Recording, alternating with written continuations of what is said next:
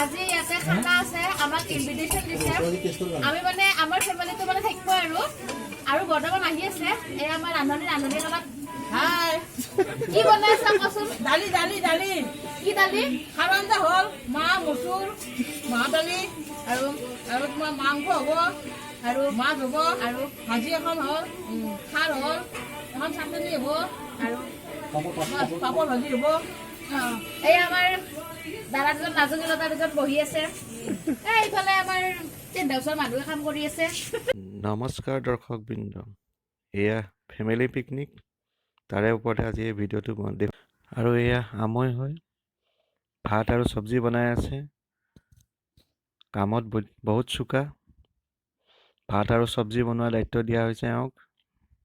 এয়া কি হয় দৰ্শকবৃন্দ, মাংস, ব্ৰইলাৰ মাংস, মজা।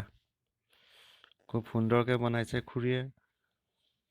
খুব খালোঁ আমি, ফূৰ্তি কৰিলোঁ, হাঁহি ফূৰ্তি কৰিলোঁ। মাংসৰ আঞ্জা আছিল, মাছৰ আঞ্জা আছিল, ভাত চব্জি পাপৰ।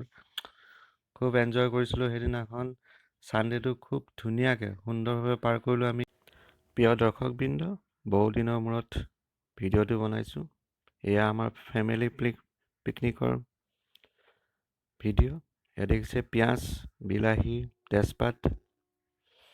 এয়া খুৰীয়ে মাছৰ আঞ্জা বনাই আছে। ঘৰতে হয় এয়া মাছ দি আছোঁ। দেওবাৰে এই পিকনিকটো পাতিছিলোঁ। এয়া পেষ্ট দি আছে মাছৰ আঞ্জাত। খুব ধুমধামেৰে এই পিকনিক আমি পাতিলোঁ, তাৰে ভিডিঅ'টো দেখুৱাম। আৰু এয়া গৰম তেলত পিঁয়াজ, মাংস বনোৱাৰ আয়োজন চলি আছে। পিঁয়াজ এইয়া দেখিছে ব্ৰইলাৰ মাংস। খুৰীয়ে বনাইছিল ব্ৰইলাৰ মাংস, খুব টেষ্টি হৈছিল। ফেমিলি পিকনিক হয়, ঘৰৰ গোটেই মানুহখিনি আমি লগ লাগি পিকনিকটো ঘৰতে কৰিছিলোঁ। আশা কৰিছোঁ আপোনালোকে এনেকৈ ফেমিলি পিকনিক কৰিব। মইতো বহুত এনজয় কৰিলোঁ। মোৰ কাৰণে এই দিনটো সদায় মনত থাকিব। এটা স্পেচিয়েল ডে আছিল।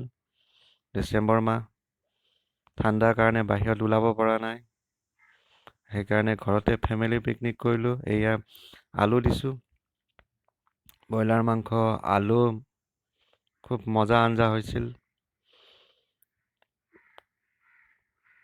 আশা কৰোঁ আপোনালোকেও ডিচেম্বৰ মাহটো এনজয় কৰিব, ফূৰ্তি ফাৰ্তা কৰিব, পিকনিক কৰিব।